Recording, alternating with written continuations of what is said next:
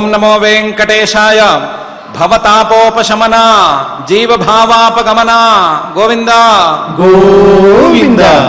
జనార్దనం జంతుతతేరిహాంతరం జయాపతిం జేయమహత్తమశ్చితిం జరాహరం జాడ్య విశిష్టభాసనం జుషామ్యహం జేతుమదభ్రమంగళం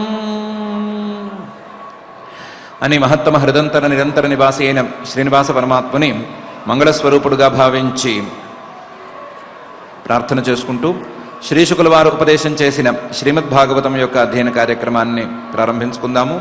ప్రారంభంలో యథాప్రకారం ఆచార్యుల వారితో కలిసి ప్రార్థనా శ్లోకాలను చదువుకుని మంగళాచరణం చేసుకుందాము. ఓం నమో వెంకటేశాయ. శ్రీ గురు ప్రార్థనా.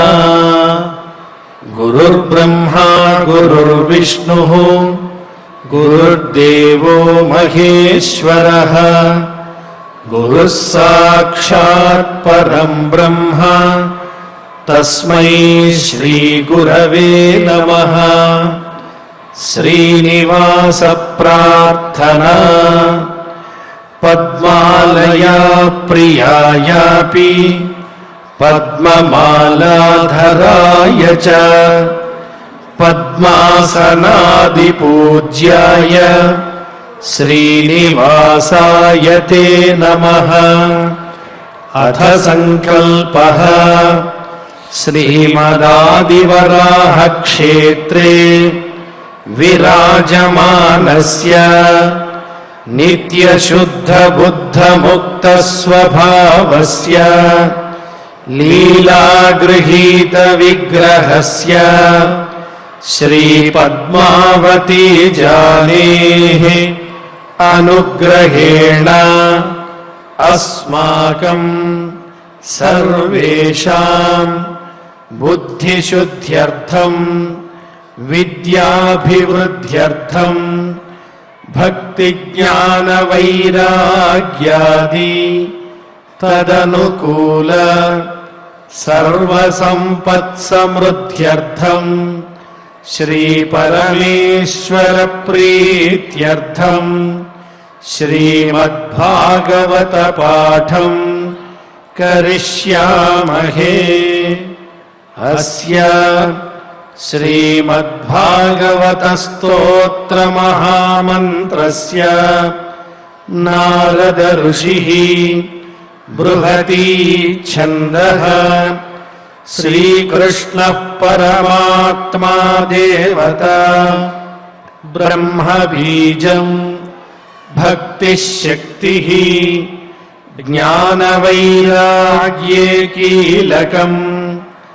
అస్మాకం శ్రీమద్భగవత్ప్రసాదసిద్ధ్యర్థే పాఠే వినియోగః ధ్యానం నారాయణాఖ్యపరసేతు సమాప్తిహేతుం వ్యాసప్రసూతశుకనావికభావకోలాం సంసారసాగరగభీరతయాతు భీతాః నావం సమారుహత భాగవతం సుయోగ్యాం.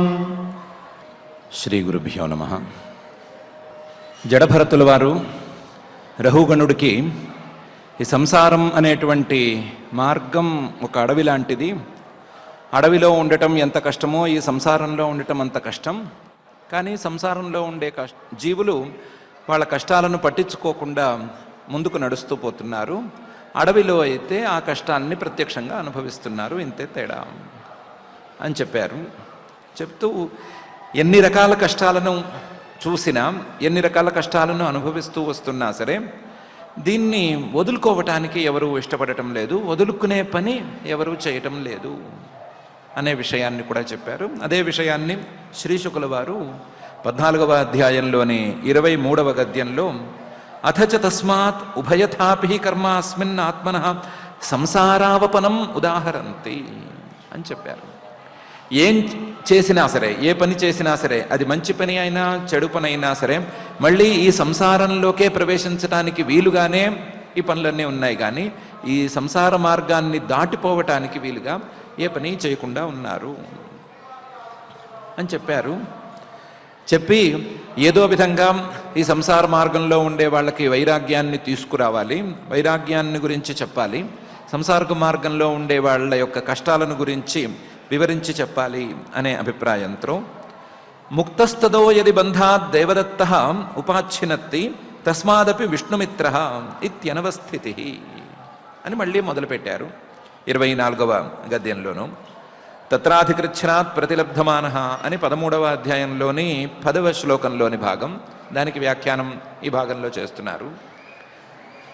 జీవుడు మానవుడు సంసారంలో తిరిగేటువంటి వాడు, ఇతనికి ప్రతి చోట తాను అనుకున్నది దొరకాలి అని నియమమేమీ లేదు, తన కోరిక తీరాలి అనేటువంటి నిర్బంధం ఈ సంసారానికి ఏమీ లేదు.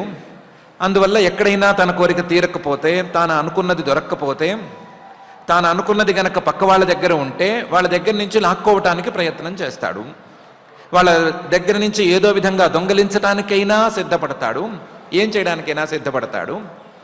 ఆ సందర్భంలో వాళ్ళ ద్వారా అవమానాలను ఎదుర్కోవలసి వస్తుంది.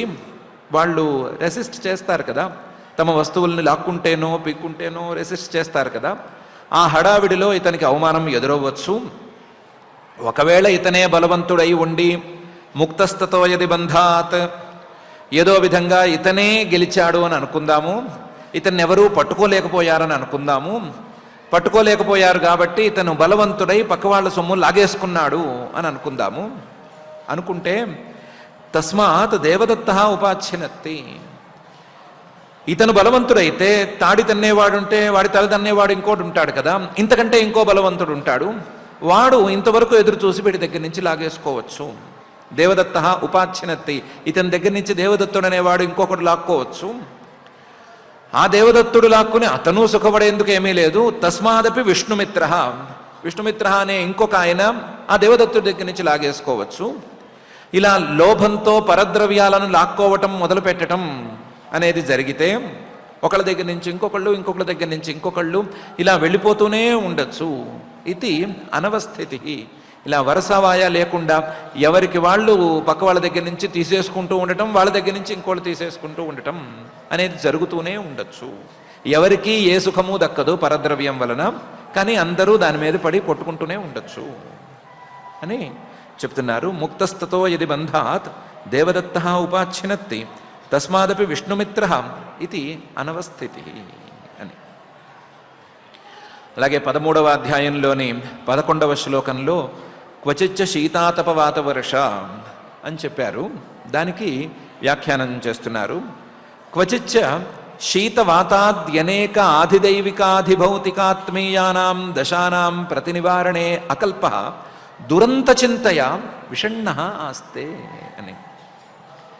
క్వచిచ్చ ఒకప్పుడు ఈ పక్క వాళ్ళ సొమ్ములు దాన్ని దోచుకోవటం, దాన్ని మరొకళ్ళు తన దగ్గర నుంచి దోచుకోవటం, ఈ వ్యవహారం నడుస్తూ ఉండగానే శీతవాతాద్యనేక ఆధిదైవిక భౌతికాత్మీయానాం దశానాం, తన మీదకి ఎన్నో రకాలైనటువంటి కష్టాలు దాడి చేస్తాయి. కొన్ని కష్టాలు ఈ శరీరంలో బయలుదేరేటువంటి రోగాలు అనే రూపంలో ఉంటాయి. కొన్ని కష్టాలు చలి, వేడి ఇలాంటి వాతావరణానికి సంబంధించినటువంటి ఆది భౌతికమైనటువంటి కష్టాలు ఉంటాయి. కొన్ని కష్టాలు కారణాలే తెలియనటువంటి ఆదిదైవికమైన కష్టాలు ఉంటాయి.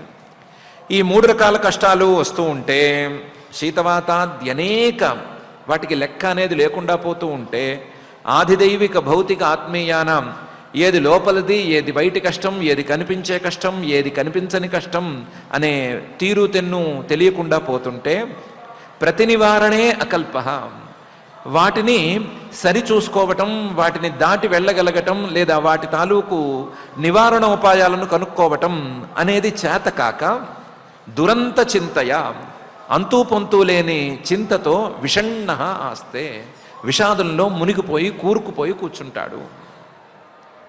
పక్కవాళ్ళ సొమ్ములు లాక్కోవటంతో ఉన్న తెలివంతా ఖర్చు అయిపోయింది.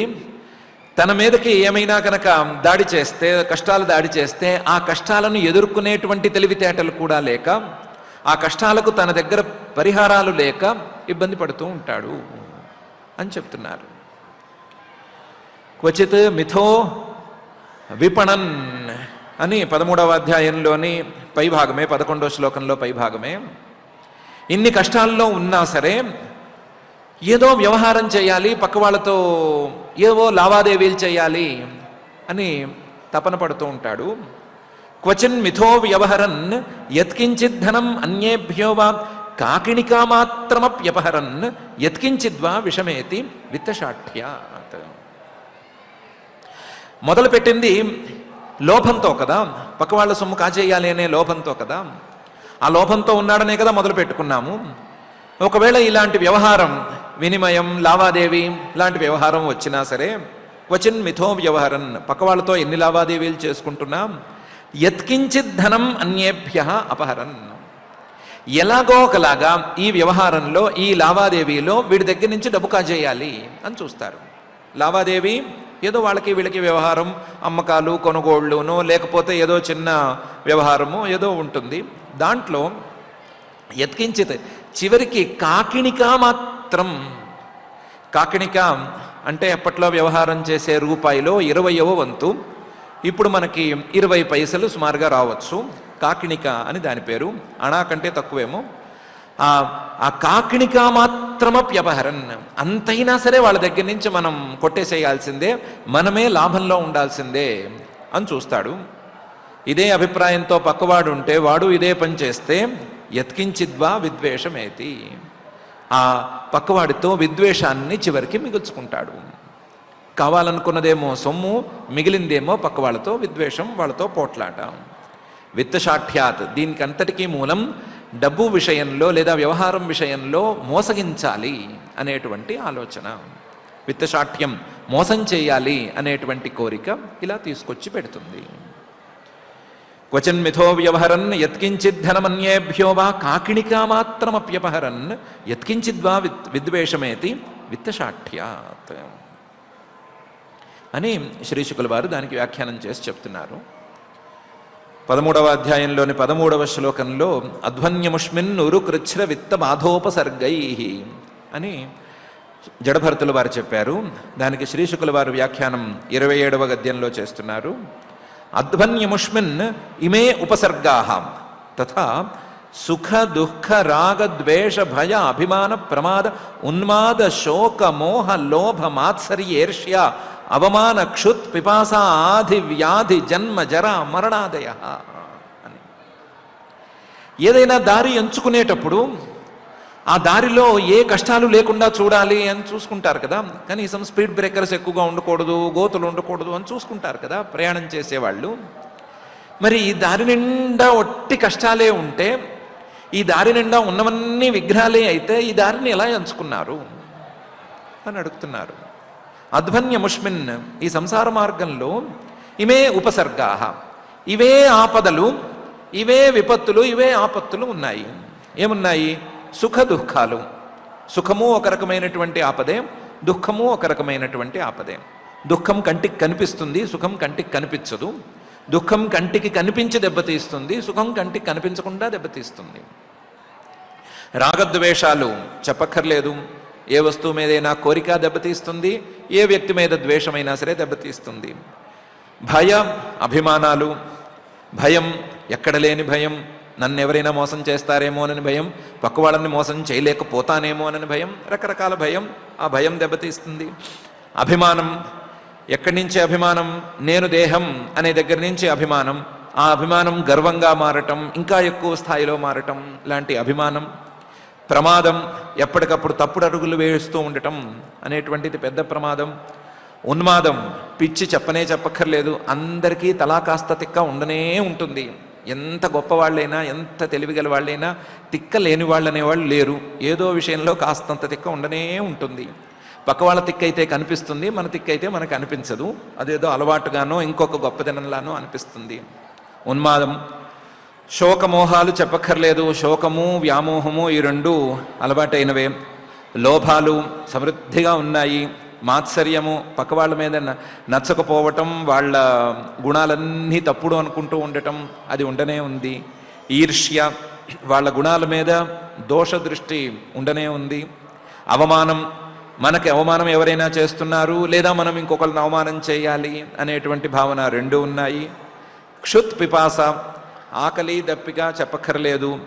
ఆది వ్యాధి, మానసికమైనటువంటి పీడ, ఆది వ్యాధి, శరీరానికి వచ్చేటువంటి రోగం, ఈ రెండు సమృద్ధిగా ఉన్నాయి. జన్మ జరా మరణాదయ, వీటన్నిటికీ మూలమైనటువంటి జన్మ మరణాలు, ఆ మధ్యలో ఉండేటువంటి జర, ఇవన్నీ ఈ సంసార మార్గంలో ఉన్నాయి. ఇవన్నీ గోతుల్లాగా ఉన్నాయి, స్పీడ్ బ్రేకర్స్లా ఉన్నాయి, తప్పించుకోలేని దోషాల్లా ఉన్నాయి. ఇన్ని భయాలుండగా ఈ సంసార మార్గాన్ని ఎందుకు ఎంచుకుంటున్నారో తెలియట్లేదు అని అంటున్నారు. అధ్వన్యముష్మిన్ ఇమే ఉపసర్గాః తథా సుఖ దుఃఖ రాగద్వేష భయాభిమాన ప్రమాదోన్మాద శోక మోహ లోభ మాత్సరి ఏర్ష్యావమాన క్షుత్పిపాసాధి వ్యాధి జన్మజరా మరణాదయః అని. ఇన్ని కష్టాలున్నా సరే ఈ మార్గంలో ప్రయాణం చేయవలసిందే, మార్గంలో ప్రయాణం చేసి అక్కడక్కడ ఏదో ఎంటర్టైన్ అవ్వవలసిందే అనే అలవాట్లోనే జీవుడున్నాడు. ప్రసజ్జతి క్వాపి లతాభుజాశ్రయ అని అక్కడక్కడ ఒక స్త్రీతో కానీ, స్త్రీ అయితే పురుషుడితో కానీ కలిసి ఎంటర్టైన్ అవుతూ ఉంటారు అని జడభరతులు వారు చెప్పారు. 13వ అధ్యాయంలోని 16వ శ్లోకంలో దానికి వ్యాఖ్యానం చేస్తున్నారు. క్వాపి దేవమాయయా స్త్రియా భుజలతోపగూఢ ప్రస్కన్న వివేక విజ్ఞాన యత్ విహార గృహారంభాకుల హృదయ తదాశ్రయావసక్త సుత దుహితృ కలత్ర భాషితావలోక విచేష్టిత అపహృత హృదయ ఆత్మానం అజితాత్మా అపారే అంధే తమసి ప్రహిణోతి. ఈ దారిలో ఎన్ని కష్టాలు ఉన్నాయి కదా, ఈ దారిలో ప్రయాణం చేయలేకపోతున్నారు కదా, కానీ ఎక్కడ ఎలా దొరుకుతుందో తెలియదు. కానీ దేవమాయ లాంటి స్త్రియా భుజలతోపగూఢ, దేవమాయ లాంటి స్త్రీతో కలుస్తున్నాడు, స్త్రీ అయితే దేవమాయ లాంటి పురుషుడితో కలుస్తోంది. ప్రస్కన్న వివేక విజ్ఞాన, కలిసిన తర్వాత ఇంకేమీ తోచదు, ప్రస్తుతం మేము ఈ కొత్త జీవితాన్ని మొదలు పెట్టడంలో ఉన్నాము అని అనుకుంటారు. అక్కడి నుంచి యద్విహార గృహారంభాకుల హృదయ, ఆ స్త్రీతో లేదా ఆ పురుషుడితో కలిసి సుఖంగా విహరించటానికి ఒక కొత్త చోటు కావాలి అని ఆ చోటు కోసం వెతుక్కుంటూ ఉంటారు. ఆ చోటును నిర్మించుకునే ప్రయత్నంలో పడతాడు. ఆ చోటు నిర్మిస్తాడు, ఏర్పాటు చేసుకుంటాడు. చేసుకున్న దగ్గర నుంచి తదాశ్రయావసక్త సుత దుహితృ కలత్ర భాషితావలోక విచేష్టితాప హృదయ, ఆ స్థానంలో ఉండేటువంటి తన భార్య, మగపిల్లవాడు, ఆడపిల్ల, పిల్లలు, మనవలు, వీళ్ళ తాలూకు మాటలు, వీళ్ళని చూడటం, వీళ్ళు తనని చూడటం, లేదా వీళ్ళు ఆటలాడటం, లేదా తాను చేసేటువంటి చేష్టల్ని వాళ్ళు చూడటం లాంటి పనులలో మునిగిపోతాడు. దాంతో అపహృత హృదయ, మనసంతా అటువైపే ఉంటుంది. మనసు ఎంత అటువైపే ఉండేసరికి మనసు ఎక్కడికి వెళ్ళిందో అర్థం కాని పరిస్థితి వస్తుంది. ఆత్మానం అజితాత్మ, తన మనస్సును తాను గెలవలేక తన మనస్సునంతా ఈ వ్యవహారాలకి ఒప్పచెప్పి అపారే అంధే తమసి ఆత్మానం ప్రహిణోతి, తన మనస్సుని చీకటి వైపుకి తనంతటి తానే మళ్లించుకుంటాడు, చీకట్లలోకే తోసేసుకుంటాడు. అపారే అంధే, అంతులేని చీకటికి తనను తాను తోసుకుంటాడు. అంధే, గుడ్డి చీకట్లోకి తనను తాను తోసుకుంటాడు. వివేకం అనే దాని మీద దృష్టే పెట్టడు. ఇన్ని కష్టాలు పడుతున్న వాడివి, ఆ కష్టాలకు మూలమైన ఈ పనులన్నీ ఎందుకు చేస్తున్నావు అనే విషయానికి సమాధానం ఎప్పటికీ చెప్పడు అని శ్రీ శుకుల వారు వ్యాఖ్యానం చేస్తున్నారు. క్వాపి దేవమాయయా స్త్రియా భుజలతోపగూఢ ప్రస్కన్న వివేక విజ్ఞాన యద్విహార గృహారంభాకుల హృదయ తదాశ్రయావసక్త సుత దుహితృ కలత్ర భాషితావలోక విచేష్టితాపహృత హృదయ ఆత్మానం అజితాత్మా అపారే అంధే తమసి ప్రహిణోతి అని. ఇంత హడావిడిగా ఉన్నాడు కదా, ఇంత సుఖంగా ఉన్నాడు కదా, సంతోషంగా ఉన్నాడు కదా, క్వచిత్ కదాచిత్ హరిచక్రతస్త్రసన్ అనే భయం ఎందుకు పుట్టింది అని జడభరతుల వాడు అడిగారు. 13వ అధ్యాయంలో 16వ శ్లోకంలో దాన్ని ఇంకా విస్తృతంగా శ్రీ శుకుల వారు వ్యాఖ్యానం చేసి చూపిస్తున్నారు. కదాచిత్ ఈశ్వరస్య భగవతో విష్ణోః చక్రాత్ పరమాణ్వాది అపవర్గక కాలోపలక్షణాత్ పరివర్తితేన వయసా రంహసా హరతః ఆబ్రహ్మస్తృణతంబాదీనాం భూతానాం అనిమిషతః మిషతాం విత్రస్త హృదయః తమేవ ఈశ్వరం కాలచక్ర నిజాయుధం సాక్షాత్ భగవంతం యజ్ఞపురుషం అనాదృత్య పాఖండదేవతా కంక గృధ్ర బక వటప్రాయా ఆర్య సమయ పరిహృతా సాంకేత్యేన అభిధత్తే. ఆశ్చర్యం. ఇలా హడావిడిగా ఉండేటువంటి మహానుభావుడికి కదాచిత్ ఒకప్పుడు ఉన్నట్టుండి ఓ భయం పుట్టుకొస్తుంది. ఏ భయం, ఎక్కడి నుంచి వచ్చింది ఈ భయం అంటే, ఈశ్వరస్య భగవతో విష్ణోశ్చక్రాత్, ఆ పరమాత్మ తాలూకు కాలచక్రం నుండి, ఆ కాలచక్రం వలన ఇతనికి భయం అనేది పుట్టుకొస్తుంది. ఆ కాలచక్రం ఎలాంటిది? పరమాణ్వాది ద్విపదార్థాపవర్గ కాలోపలక్షణాత్. పరమాణు కాలం అతి సూక్ష్మమైనటువంటి కాలం. ఆ కాలం నుంచి మొదలుపెట్టి దాదాపుగా మనం లెక్క వేయలేనటువంటి కాలంతో మొదలుపెట్టి ద్విపరార్థం బ్రహ్మగారి ఆయుష్కాలం అనేటువంటి, బ్రహ్మగారి ఆయుస్సులో 100 సంవత్సరాల కాలం అని అతి సుదీర్ఘమైనటువంటి కాలం. అతి సూక్ష్మమైన కాలం దగ్గర నుంచి అతి స్థూలమైనటువంటి కాలం. సూక్ష్మమైన కాలాన్ని మనం లెక్క పెట్టుకోలేము, ఆ స్థూలమైన అతి స్థూలమైన కాలాన్ని మనం లెక్క పెట్టుకోలేము. అలాంటి పెద్ద కాలం, చిన్న కాలం దగ్గర నుంచి మహాకాలం వరకు ఉండేటువంటి పెద్ద కాలం. ఆ కాలమే ఆ పరమాత్మ తాలూకు ఒక చక్రం, ఆయన చేతిలో ఉండేటువంటి ఒక చక్రం. ఆ కాలచక్రం గిర్రున తిరుగుతూ ఉంటుంది పరివర్తితైన. ఆ పరివర్తితం, ఆ కాలచక్రం తిరగటం అనేది రంభస, చాలా వేగంగా తిరుగుతుంది. ఎంతటి వాళ్ళకైనా సరే తిరిగిపోతుంది. ఎంతటి వాళ్ళకైనా, ఎంత సుదీర్ఘకాలం పాటు ఆయుస్సున్న బ్రహ్మగారికైనా సరే కాలచక్రం గిర్రన తిరిగిందంటే 100 ఏళ్ల ఆయుష్షు పూర్తయిపోవలసిందే ఆయనకైనా సరేను. అలాంటి సుదీర్ఘంగా వేగంగా సాగేటువంటి ఈ కాలచక్రం ఎప్పుడో ఒకప్పుడు ఈయనకి గుర్తొస్తుంది, జీవుడికి గుర్తొస్తుంది. అయ్యో, ఈ కాలచక్రం గిర్రును తిరిగిపోతోందే, ఎక్కడ మొదలయ్యాను, ఇప్పుడు ఎక్కడికి వచ్చాను అని ఒక్కసారి నెమరు వేసుకుంటాడు. అయ్యో, ఈ కాలచక్రం అనేది ఆ బ్రహ్మ తృణస్తంభాదీనాం భూతానాం అనిమిషతో మిషతాం హరత అని అనుకుంటాడు. ఎంతటి వాడికైనా సరే తృణ స్తంభం అంటే ఒక గడ్డిలో తిరిగేటువంటి పురుగు, గడ్డి పురుగు. ఆ గడ్డి పురుగు కూడా ఈ కాలచక్రం తాలూకు ప్రభావానికి లోనే ఉండవలసిందే. బ్రహ్మగారు, చాలా పెద్ద ఆయుస్సు ఉండేటువంటి బ్రహ్మగారు కూడా ఈ కాలచక్రం యొక్క అధీనంలో ఉండవలసిందే. ఆ గడ్డి పురుగు తాలూకు ఆయుస్సును హరిస్తుంది, బ్రహ్మగారి ఆయుస్సును హరిస్తుంది ఈ కాలం అని ఒకసారి అనుకుంటాడు. అందులోనూ అనిమిషత, అప్రమత్తంగా ఉండి ఎవరి కాలాన్ని ఎక్కడ కట్ చేయాలి అని చూసి అక్కడికి ఠపీమని కట్ చేస్తుంది ఈ కాలచక్రం. మిషతాం, ఎవ్వరూ దానికి ఎదురు ఒడ్డి నిలబడలేరు, ఎవరూ దానికి ప్రతిక్రియను చేయలేరు.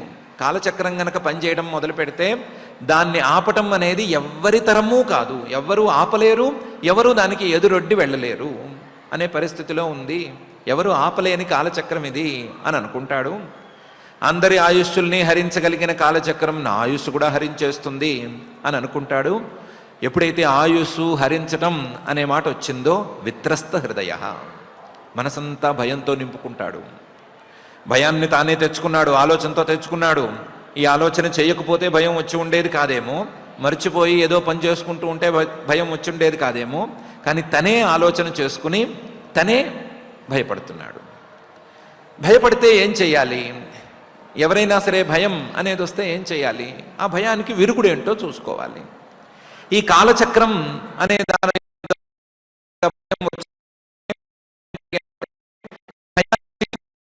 భగవంతుణ్ణి పట్టుకోవాలి. ఆయన్ని పట్టుకోవటం అనేది వేరే తీరులో జరగదు. యజ్ఞపురుషం, యజ్ఞాల రూపంలోనే ఆయన్ని పట్టుకోవాలి. ఆయన యజ్ఞపురుషుడు, కాలచక్ర నిజాయుధుడు కాబట్టి ఆయన తిప్పేటువంటి కాలచక్రం తాలూకు ప్రభావాన్ని కాస్తంత అడ్డుకోవాలనుకున్నా సరే యజ్ఞాల రూపంలో ఆయన్ని పట్టుకోవాలి. ఇది ఉన్న ఒకే ఒక పరిష్కారం.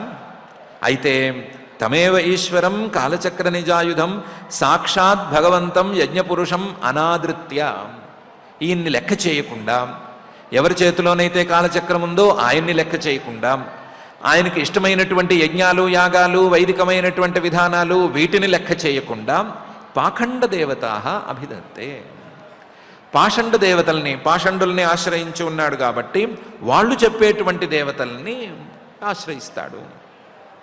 ఎక్కడెక్కడ ఎవరెవరు నెత్తిన గుడ్డ కట్టుకుని తాయెత్తులు కడతామంటే వాళ్ళ దగ్గరికల్లా వెళ్ళి తాయెత్తులు కట్టించుకుంటాడు. పాఖండ దేవత అవైదికమైనటువంటి దేవతల వెంట పడి తిరగటానికి ఎక్కువ ఇష్టపడతాడు.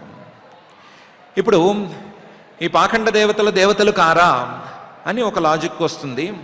ఏ దేవత అయితే మాత్రం నీ దేవత ఏంటి, నా దేవత ఏంటి, దేవతే కదా అని వస్తుంది. అలా కాదు, ఆర్య సమయ పరిహృతాః, వాళ్ళని ఏ శిష్టులు దేవతలుగా అంగీకరించి ఆ దేవతల జోలికి మనం వెళ్ళాలి అని అనుకోలేదు. ఇలాంటి వేదంలో లేని వైదికమైనటువంటి విధానాల్లో లేనటువంటి దేవతల వెంట పడకూడదు అనే పెద్దవాళ్ళు చెప్పారు. సాంకేత్యేనాభిధత్తే, వాళ్ళు ఏమని చెప్పారు పెద్దవాళ్ళు, ఈ దేవతలు ఉన్నారు అనటానికి ఈ ఫలానా దేవత ఫలానా కోరిక తీరుస్తుంది అనో, లేదా ఈ దేవతను మనం వెళ్ళి పట్టుకోవాలి అనో చెప్పడానికి మూల ప్రమాణం ఏదో ఒకటి ఉండాలి కదా. ఎవరు ఏది పడితే అది తోస్తే నోటితో చెప్పేస్తే దాన్ని ఎందుకు మనం ఆచరించాలి? మనకు మూల ప్రమాణం వేదం ఉంది, ధర్మశాస్త్రం ఉంది, మిగతా పురాణాలు ఉన్నాయి, ఇతిహాసాలు ఉన్నాయి. వీటిల్లో గనక దేవతలు ఉండే మాట అయితే ఆ దేవతలను పట్టుకోవచ్చు. వీటిల్లో లేకుండా ఎవరో తోచినట్టు చెప్తే అది ఎవరికో ఇద్దరికో ముగ్గురికో కలిసి వస్తే ఆ దేవతల వెంట పడి వెళ్ళటం ఎందుకు అని పెద్దవాళ్ళు చెప్తారు. అందువల్ల ఆర్య సమయ పరిహృత, అలాంటి దేవతల జోలికి వెళ్ళొద్దు. ఎవరికైనా కలిసి వచ్చినా, మనకే కలిసి వచ్చినా సరే కలిసి రావటం ప్రధానం కాదు, మూల ప్రమాణం అనేది ప్రధానం అని చెప్తారు. వినరు కదా. కంక గృధ్ర బక వటప్రాయా, వాళ్ళు రాబందుల్లాగా ఉన్నా సరే, లేకపోతే కొంగల్లాగా ఉన్నా సరే, లేదా ఇంకొక రకంగా ఉన్నా సరే, ఎలా ఉన్నా సరే, చెప్పేవాళ్ళు ఎంత వంచకులు అని తెలిసినా సరే ఆ వంచనను తెలివితేటలు అనుకునో ఏమనుకునో తెలియదు, కానీ వాళ్ళు చెప్పేటువంటి దేవతల వెంట వీళ్ళు పరుగులు పెడుతూ ఉంటారు. సాంకేత్యేన అభిధత్తే, తను ఆ దేవతల్ని తన దేవతలుగా స్వీకరిస్తాడు. తనకున్నటువంటి యజ్ఞపురుషుణ్ణి పక్కన పెట్టి ఆ యజ్ఞపురుషుడి చేతిలో కాలచక్రానికే తాను భయపడుతున్నాడు అనే విషయాన్ని మర్చిపోయి దాంతో సంబంధం లేని అవైదికమైన దేవతల వెంట పడి తిరుగుతూ ఉంటాడు. అలవాటు చాలామందికి ఉంది అని శ్రీశుకుల వారు వ్యాఖ్యానం చేస్తున్నారు. అయితే ఈ అవైదికమైనటువంటి దేవతల వెంట పడటం అనేటువంటి సరదా ఎక్కువ కాలం నడవదు. మధ్యలో ఎక్కడో తేడా వస్తుంది. ఆ తేడా వచ్చినప్పుడు ఏం జరుగుతుంది అనే విషయాన్ని 13వ అధ్యాయంలోని 17వ శ్లోకంలో జడభరతుల వారు చెప్పారు. తైర్వంచితో హంసకులం సమావేశన్ అని మొదలుపెట్టి చెప్పారు. దానికి అందమైన వ్యాఖ్యానం ఈయన కూడా చేస్తున్నారు, శ్రీశుకుల వారు కూడా. యదా పాఖండిభిః ఆత్మవంచితైస్తైరురువంచితః బ్రహ్మకులం సమావసన్ తేషాం శీలం ఉపనయనాది శ్రౌత స్మార్త కర్మానుష్ఠానేన భగవతో యజ్ఞపురుషస్య ఆరాధనమేవ తదరోచయన్ శూద్రకులం భజతే నిగమాచారే అశుద్ధితః యస్య మిథునీభావః కుటుంబభరణం యథా వానరజాతే. ఈ పాషండులు ఉన్నారు కదా, ఎక్కడెక్కడో దేవతల గురించి, ఏవో దేవతల గురించి ఉపన్యాసాల మీద ఉపన్యాసాలు కొట్టి కొట్టి జనాలు చెవులు చిల్లులు పడేటట్లు చేసేవాళ్ళు ఉన్నారు కదా, ఆ దేవతల్ని ఆరాధించేటువంటి మహానుభావులు. వాళ్ళు చెప్పగా చెప్పగా చెప్పగా విని మన హీరో గారు కూడా అక్కడికి వెళ్ళారు కదా. వెళితే యదా పాఖండిభిః ఆత్మవంచితైః, వాళ్ళేమో పాపం తమను తాము వంచన చేసుకుని, తమను తాము మోసగించుకుని, తెలివి తక్కువతనంతోనో ఇంకొక అభిప్రాయంతోనో మాటలు మాట్లాడడం మొదలుపెట్టారు. మాటలు చక్కగా మాట్లాడతారు, వినటానికి సొంపుగా మాట్లాడతారు. నువ్వు చేయాల్సింది ఏమీ లేదు, ఒక్కసారి ప్రార్థిస్తే చాలు అనుగ్రహిస్తాడు అన్నంత లెవెల్లో చెప్తారు. చెప్తే ఆ మాటలన్నీ విని విని విని విని కొన్నాళ్ళు గడుపుతాడు. గడిపితే కొన్ని రోజులకి ఉరువంచితః, జరిగింది ఏమీ లేదు అని తెలుస్తుంది. పాపం జరిగింది చెప్పిన వాడికి ఏమీ లేదు, విన్నవాడికి ఏమీ లేదు. చెప్పిన వాడికి ఏమీ జరగలేదు, వాడు చెప్తూనే ఉన్నాడు. ఎందుకంటే ఆత్మవంచితః, వాడు తనను తాను మోసగించుకోవడం మొదలుపెట్టాడు కాబట్టి వాడికి ఒరిగింది ఏమీ లేదు. వాడి మాటలు విన్న ఇతనికి ఏమీ ఒరిగింది లేదు. ఏదో ఒరగబెట్టుకుందామని అక్కడికి వెళ్ళాడు కాబట్టి చిచ్చి వీడు నన్ను మోసం చేశాడు అని ఎప్పుడో వాడిని కూడా వదిలేస్తాడు. ఎలాగూ వదిలేసి ఇంకో చోటికి వెళ్ళటం, గెంతటం అనే అలవాటు ఉంచుకున్నాడు కాబట్టి తైరురువంచితః, వాళ్ళని వదిలేస్తాడు. వదిలేసి సరే మళ్ళీ మనం వెనక్కి వచ్చేద్దాము, బ్యాక్ టు పెవిలియన్ అని చేద్దామని వస్తాడు. వస్తే బ్రహ్మకులం సమావసన్, కాస్త ఈ పరమాత్మ పరబ్రహ్మ అని మాట్లాడే వాళ్ళ పంచం చేరతాడు. చేరితే తేషాం శీలం, వాళ్లతో కలిసి తిరుగుదామని చూస్తాడు. వాళ్ళకి వీడికి పొసగదు. ఎందుకంటే ఇంతకాలం పాటు ఎక్కడ మాటలు విని ఎక్కడ ఆలోచనలు చేసి పాడు చేసి పెట్టుకున్నాడు కదా. అందుకని ఈ మంచిగా నడుచుకునే వాళ్ళ తీరు ఇతనికి నచ్చదు. వాళ్ళకేంటి? శీలం ఉపనయనాది శ్రౌత స్మార్త కర్మానుష్ఠానేన భగవతో యజ్ఞపురుషస్య ఆరాధనమేవ. వాళ్ళేమంటారు? పరమాత్మను ఆరాధించాలి. పరమాత్మను ఆరాధించాలి అంటే యజ్ఞ రూపంలో ఆరాధించాలి. ఆ యజ్ఞాలు శృతి వేదంలో చెప్పిన యజ్ఞాలు కొన్ని, స్మృతుల్లో చెప్పిన యజ్ఞాలు కొన్ని, శ్రౌతాలని కొన్ని యజ్ఞాలు, స్మార్తాలని కొన్ని యజ్ఞాలు. శ్రౌత కర్మానుష్ఠానం చేయాలంటే ఇన్ని నియమాలు ఉంటాయి, స్మార్త కర్మానుష్ఠానం అంటే ఇన్ని నియమాలు, స్నానం చేయాలి, మొహం కడుక్కోవాలి, లేదా ఉతికిన బట్టలు కట్టుకోవాలి, ఒకసారి విప్పితే మళ్ళీ కట్టుకోకూడదు అని నానా ఛాదస్థము రంగరించి పోస్తారు. ఛాదస్థం వినేవాడి దృష్టిలో అది వీడికి ఏమాత్రం నచ్చదు. తదరోచయన్, ఈ పిచ్చి ఛాదస్థాలు ఏమిటి? నిన్నటిదాకా మాకు చెప్పినవాడు వారానికి ఒకసారి స్నానం చేస్తే సరిపోతుందన్నాడు, వీళ్ళేమో రోజు స్నానం చేయాలంటారు, కుదిరితే ముప్పొద్దులా అంటారు. ఇదేం గోల? స్నానం చేస్తే ఒళ్ళు అరిగిపోదా? సబ్బు కంటే కూడా ముందు చర్మం అరిగిపోదా అని పీక్కుంటాడు. తదరోచయన్, ఇది బాగాలేదు అనుకుంటాడు. తమను తాము మోసం చేసేవాళ్ళు నచ్చలేదు, నిజం చెప్పేవాళ్ళు కూడా నచ్చలేదు. అది మనవాడి గొప్పతనము. దాంతో వయా మీడియాగా ఉండేవాళ్ళు ఎవరైనా ఉన్నారా అని వెతికి చూస్తాడు. అంటే పూర్తి చాదస్తము పనికిరాదు, అలాగని మరీ వంచన చేస్తే కూడా పనికిరాదు, అలా మధ్యగా ఉండేవాళ్ళు ఎవరైనా ఉన్నారా అని చూస్తాడు. చూస్తే అలాంటి వాళ్ళు దొరుకుతారు. దొరికితే తాన్ భజతే. వాళ్ళని ఎలా సెలెక్ట్ చేసుకుంటాడు? నిగమాచారే అశుద్ధిత.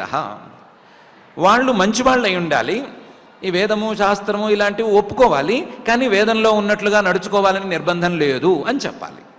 లేదా ఈ వేదము శాస్త్రము చెప్పినట్లల్లా ఉండాలని ఏమీ లేదు, మీ ఇష్టం, మీరు ఎలాగైనా ఉండొచ్చు అని చెప్పాలి. అశుద్ధిత, నువ్వు ఎంత అశుద్ధిగా ఉన్నా పర్వాలేదు, మనస్సు శుద్ధంగా ఉండాలంతే, మిగతావన్నీ పర్వాలేదు అని చెప్పాలి. మనస్సు శుద్ధి ప్రధానం, కానీ బయట ఎలా ఉంటే బాహ్య శుద్ధి అంటే ఏంటి అని అన్నాలి. అంటే అలాంటి వాళ్ళు నచ్చుతారు. నచ్చితే వాళ్ళ పంచన చేరతాడు.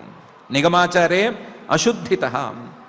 ఈ వేదం చెప్పినటువంటి ఆచరణ ఇతనికే నచ్చలేదు కాబట్టి తనకు సమానంగా ఆలోచించి తనలాగానే చెడు ఇక్కడికి వచ్చిన వాళ్ళు ఏమిటో వాళ్ళు ఏమైనా ఇలాంటి మాటలు చెప్తే అవి నచ్చి వాళ్ళ పంచన చేరతాడు. చేరి యస్య మిథునీభావ కుటుంబభరణం యథా వానర జాతే, వాళ్ళ పంచం చేరి వాళ్ళ అడుగుజాడల్లో నడుస్తారు. ఏమిటి అంటే, ఏమక్కర్లేదు, నీ మానాన్ని నువ్వు ఉంటే చాలు, నీ కడుపు నువ్వు నింపుకుంటే చాలు, నీ కుటుంబాన్ని నువ్వు పోషించుకుంటే చాలు, అదే ధర్మం, అదే స్వధర్మం. ఈ స్వధర్మాన్ని ఆచరిస్తే పరమేశ్వరుడు సంతోషిస్తాడు. నీ కడుపు నువ్వు నింపుకుంటే, రోజు ముప్పొద్దులా తింటే పరమాత్మ సంతోషిస్తాడు అని చెప్తే బానే ఉంది కదా. పరమాత్మ సంతోషించడం, స్వకర్మణా తమభ్యర్చ్య సిద్ధిం విందంతి మానవాహ అనే దానికి ఇదే అర్థం కదా అనుకుని వాళ్ళ పంచం చేరి మిథునీభావ, పెళ్లి చేసుకోవటం, కుటుంబభరణం, కుటుంబాన్ని భరిస్తూ ఉండటం, యథా వానర జాతే, సుమారుగా కోతుల వ్యవహారం ఎలా ఉంటుందో అలా చేయటం అనే ధర్మానికి వెళ్ళిపోతాడు.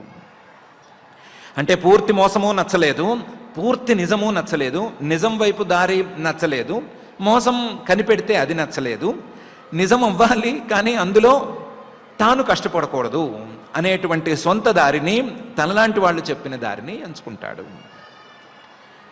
పరస్పరోద్వీక్షణ విస్మృతావధి, ఆ దారిలో ఒకరికొకరు చూసుకోవటంలో తన కాలాన్ని తానే మర్చిపోతాడు అని కూడా జడభరతులు వారు చెప్పారు 17వ శ్లోకంలోనే. దాన్ని చెప్తున్నారు. తత్రాపి నిరవరోధ స్వైరేణ విహరన్ అతి కృపణ బుద్ధి అన్యోన్యముఖ నిరీక్షణాదిన గ్రామ్యకర్మణైవ విస్మృత కాలావధి. వీళ్ళు చెప్పినటువంటి ధర్మం నచ్చింది కదా, నీ కడుపు నువ్వు నింపుకోవాలి, నీ కుటుంబాన్ని నువ్వు చూసుకోవాలి అనే ధర్మం నచ్చింది. తత్రాపి, ఆ ధర్మం గనక ఒప్పుకుంటే నిరవరోధ, ఇంకా అడ్డం అనేది లేనే లేదు, చేయాల్సింది ఏమీ లేదు. ముప్పొద్దులా తినటం మహాధర్మం అయితే చేయాల్సింది ఏముంది? ముప్పొద్దులా తినటానికి ఎక్కడ ఏం అవకాశం ఉందో వెతుక్కోవటమే కదా. దాన్ని వెతుక్కుంటూ నిరవరోధ, ఏ అడ్డంకి లేకుండా స్వైరేణ విహరన్, ఇష్టం వచ్చినట్లు తిరుగుతూ ఉంటాడు. అతి కృపణ బుద్ధి, దాని మీద అలవాటు కనుక ఎక్కువైపోతే ఏమవుతుంది? కార్పణ్యం మిగులుతుంది, కార్పణ్యం రకరకాల రూపంలో ఉండేటువంటి కార్పణ్యం. ఒకటి దైన్యం, ఇది ఒక కార్పణ్యం. ఇంకొకటి పిసినారితనం, తన కడుపు తాను నింపుకోవాలి అనేటువంటి దృష్టి, ఇదొక రకమైన కార్పణ్యం. ఇలాంటి కార్పణ్యాలన్నిటినీ అలవాటు చేసుకుంటాడు. అతి కృపణ బుద్ధి, బుద్ధి నిండా ఈ కార్పణ్యమే మిగులుతుంది. చివరికి చేసే పని ఏంటి? అన్యోన్య ముఖ నిరీక్షణం. ఇంట్లోనైనా బయటైనా సరే తనలాంటి వాళ్ళని, తనకిష్టమైన వాళ్ళని చూస్తూ కాలక్షేపం చేసేయటం. కొంచెం రొమాంటిక్గా చెప్పుకుంటే కళ్ళలో కళ్ళు పెట్టి చూసుకుంటూ కాలక్షేపం చేసేయటం అనే చేస్తాడు. గ్రామ్యకర్మణైవ విస్మృత కాలావధి. ఈ పనిలో పెద్దగా విలువ లేనటువంటి ఈ పనిలో విస్మృత కాలావధి, మొత్తం తనకున్నటువంటి ఆయుష్కాలాన్ని మర్చిపోతాడు. ఎంతసేపు అయినా ఈ పని చేయొచ్చు. దీనికి పెద్దగా ఖర్చు కూడా కాదు, దీంట్లో కష్టమేమీ లేదు, పెద్దగా స్నానాలు పానాలు లాంటి గొడవలు ఏం లేవు. ఈ పనిలో కాలక్షేపం చేసేస్తాడు. ఇది కూడా కొన్నాళ్ళకి బోరు కొట్టచ్చు, ఎంతకాలం చూస్తూ కూర్చుంటాము అని కళ్ళు పీకచ్చు. పీకితే ద్రుమేషు రంస్యన్, ఇంకో పని మీదకి మళ్ళుతాడు అని 13వ అధ్యాయంలో 18వ శ్లోకంలో జడభరతులు వారు చెప్పారు. దానికి చెప్తున్నారు, క్వచిత్ ద్రుమవత్ ఐహికార్థేషు గృహేషు రంస్యన్ యథా వానరః సుతదారవత్సలః వ్యవాజక్షణః తథా కాలం యాపయతి.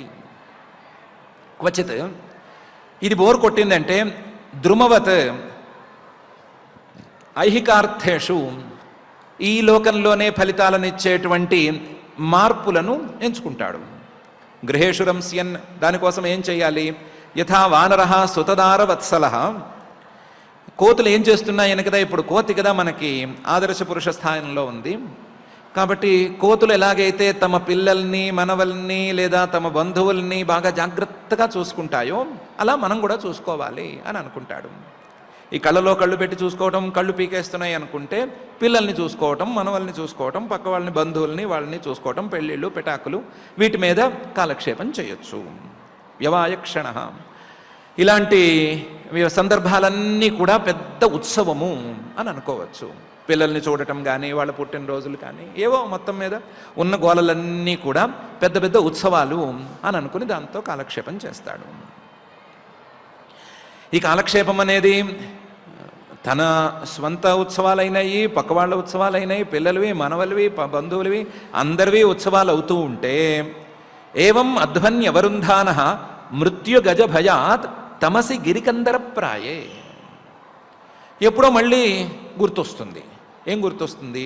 మరణం దగ్గరికి వస్తోంది, మరణం సమీపిస్తోంది అని గుర్తొస్తుంది. ఈ గుర్తు రావటం ఫలానా వాళ్ళకి రావాలి, ఫలానా అప్పుడే రావాలి అనే నియమం ఏమీ లేదు. చిన్న వయసులో ఉన్న వాళ్ళు కూడా గుర్తు రావచ్చు.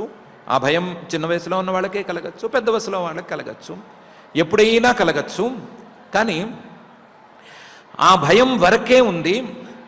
అధ్వన్యవరుంధాన, ఈ సుఖము, ఈ కష్టము వీటిలోనే ఉన్నాడు, ఈ సంసార మార్గంలోనే ఉన్నాడు.